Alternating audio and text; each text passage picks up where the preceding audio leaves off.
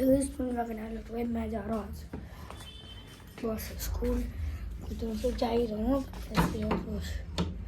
कि जाना पड़ रहा है जाना तो है इसलिए जाना मुझे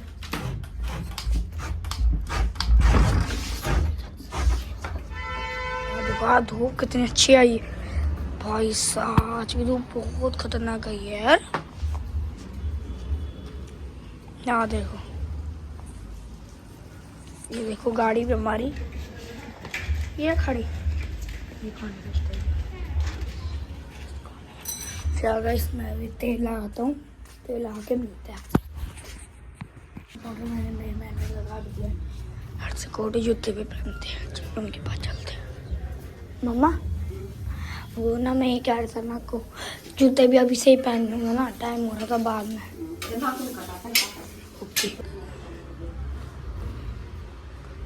जब मुझे नाखून काटना तो मैं नाखून काटता हूँ इतना बनता हूँ